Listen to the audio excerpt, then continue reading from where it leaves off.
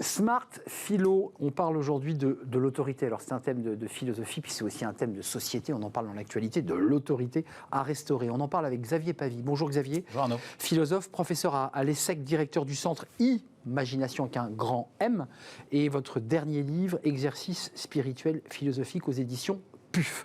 L'autorité, alors franchement, il faut rentrer par une porte, elle est partout. Le président de la République incarne l'autorité, les profs, mais aussi les parents. C'est là que se trouve l'autorité, réellement ? Oui, elle se trouve effectivement à différentes places dans la société. L'autorité, historiquement, on peut la voir de deux manières. Une autorité dite judiciaire, qui va faire les lois, mentionner la loi, et une autorité importante qui est celle des Écritures. Les Écritures, c'est évidemment la religion, et historiquement, les deux sont évidemment mêlés, puisqu'on a d'un côté le juridique, d'un côté le religieux, mais on sait très bien que pendant des siècles, ils ont été l'un et l'autre ensemble.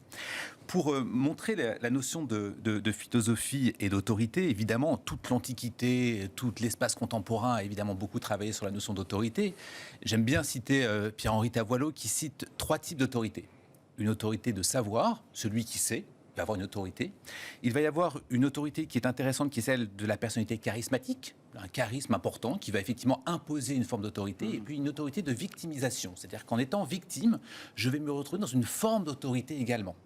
Ces 3-là sont intéressantes, mais c'est évidemment la philosophe Hannah Arendt qui va déterminer une certaine hiérarchie, pour le dire, dans l'autorité, parce qu'elle dit qu'il y a une hiérarchie entre 2 types de personnes, et il faut effectivement asseoir cette autorité. Et en assignant cette autorité, on n'est pas ni dans la force, ni dans l'argumentation, mais on est véritablement dans une autorité qui n'est pas celle de la soumission. Alors c'est intéressant parce que, encore une fois, ce débat philosophique nous renvoie à des débats de société qui ont agité l'élection présidentielle. Sur la crise d'autorité, ça nous renvoie à quoi, ça ?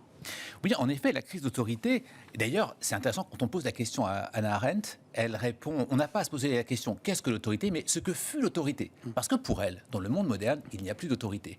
Ce qu'on a entendu il y a quelques semaines, vous avez raison de le repréciser, dans lequel tout le monde parlait de crise de l'autorité, sans jamais la définir. Est-ce que c'est les parents, comme vous l'avez dit ? Est-ce que c'est le pouvoir, du pouvoir ? Est-ce que c'est l'autorité religieuse, l'autorité parentale ? C'est pas éducative, je rajouterais. Éducative. Est-ce que c'est dans les salles de classe que ça se passe ? Et cette dimension-là est importante parce qu'il va y avoir derrière la notion d'autorité ou de crise d'autorité une question idéologique. En disant pourquoi est-ce que je parle de crise d'autorité ? Est-ce que je veux conserver le pouvoir ? Est-ce que je veux prendre le pouvoir ? Et cette dimension est toujours très importante dans qu'est-ce qu'on entend par crise de l'autorité. Ce que vous dites finalement, c'est qu'il y a plusieurs crises et qu'au fond, alors je ne sais pas si le philosophe que vous êtes validé, mais on ne peut pas vraiment restaurer l'autorité. La question de restaurer l'autorité, il faudrait effectivement la définir dans un premier temps. Qu'est-ce qui est en crise, d'une certaine manière ? Quand on regarde, je vais dire la police par exemple, la police qui va faire en sorte d'imposer l'autorité. Est-ce que c'est encore de l'autorité quand on l'impose ? Cette dimension est importante parce qu'effectivement, on va passer par la violence que pouvait condamner Hannah Arendt. Mais d'un autre côté, tout le monde évidemment va critiquer cette notion de police. Mais ce n'est pas non plus moins vrai pour une crise telle que les Gilets jaunes, dans lequel il y a un déficit d'autorité de leurs idées. Et donc, ils en passent par la violence pour pouvoir asseoir une forme d'autorité. Si vous dites à votre enfant « tu fais ça parce que je suis ton père », c'est un déficit d'autorité, parce que vous n'arrivez pas d'en passer par autre chose. On a un peu perdu la bataille, là. Absolument. Ouais.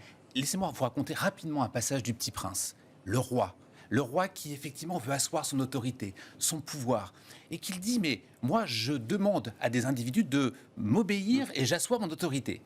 Et pour ça, il fait comment ? Il en passe par 2 choses. Il dit « je vais leur dire ce qu'il faut faire », mais surtout, il dit « je leur donne des ordres raisonnables ». Autrement dit, il dit d'aller se coucher quand c'est l'heure du coucher, il dit de s'asseoir quand les personnes sont fatiguées, et c'est là que c'est important. Ou bien on considère que le roi dit quelque chose de tout à fait futile, inutile, parce qu'il leur dit ce qu'ils doivent faire et ce qu'ils feraient de toute manière, ou alors, et c'est là, Arnaud, le point le plus important, il dit « je leur donne des ordres raisonnables ». Autrement dit, l'autorité n'est-elle pas liée à la question de la raison ? Et la question de la raison et de l'autorité est évidemment très très liée. Alors Xavier, pour basculer, est-ce que ça ne fait pas écho aussi à ce qu'on peut vivre là, cette fois-ci, dans les organisations, pour revenir finalement dans l'espace des entreprises ? L'étymologie d'autorité, c'est augere. Augere, ça veut dire augmenter. Ça veut dire que si je vous donne de l'autorité, ça veut dire que je vais vous augmenter. Donc quand vous avez un individu dans l'entreprise, un salarié à qui vous voulez donner de l'autorité, vous allez effectivement l'augmenter selon l'étymologie du terme, mais la question fondamentale est à quel endroit se trouve la raison ? S'il n'y a pas de raison, comment voulez-vous que l'on puisse respecter l'autorité ? Autrement dit, on doit toujours s'interroger, quand on nomme quelqu'un par exemple, quelle est la raison, qui va être évidemment une raison correcte, prouvée, argumentée, rationnelle. Rationnelle, c'est le mot que je cherchais, qui va effectivement dire je vais respecter ou pas l'autorité. Parce que si ce n'est pas le cas, alors l'autorité ne sera jamais respectée. Imaginez-vous dans une organisation où toute la journée, on vous dit d'être raisonnable, rationnel. Et du jour au lendemain, il y a quelqu'un qui va être nommé sans effectivement avoir une raison, sans preuve, sans argumentation, sans légitimité, ou juste pour l'image, ou juste pour du quotidien. Ce qui arrive, hein. Sans aucun doute. Sans aucun doute. Eh bien, on va se retrouver effectivement avec une crise d'autorité, parce que la personne aura été augmentée par un pouvoir ou par une fonction dont personne ne trouvera la raison. Donc, crise d'autorité. Est-ce qu'il est possible d'avoir la raison mais est-ce que la question, parce que vous soulevez finalement la question de la tête du chef, la manière dont on nomme, dont raisonnablement quelqu'un va prendre le pouvoir et donc va incarner l'autorité, parce que c'est de ça dont il est question, et qui va créer des zones de frottement et des crises d'autorité. La légitimité, en fait. Bien sûr, parce que là, on part évidemment du constat que quelqu'un serait nommé sans effectivement une bonne raison, ou sans le rationnel, et à qui on confierait l'autorité. Mais ce n'est pas vrai, évidemment, dans l'autre sens. Autrement dit, la raison, l'autorité se construit de deux façons. À la fois celui qui va l'obtenir et celui qui va effectivement apporter la raison. Oui. Vous savez, il y a un vieux proverbe français qui dit « On peut toujours avoir raison, mais il ne faut pas avoir raison seul. » Seul, bah oui. Parce que la raison, évidemment, comme l'autorité, se construit à plusieurs. Donc, pour le dire simplement et se le résumer peut-être en quelques mots, c'est un concept finalement assez flottant, la notion d'autorité. On a l'impression que c'est ancré avec des piliers solides. C'est très complexe, l'autorité. Parce qu'on est en train de gérer finalement quelque chose qui est important, à la fois d'un côté le rationnel et d'un côté l'émotionnel.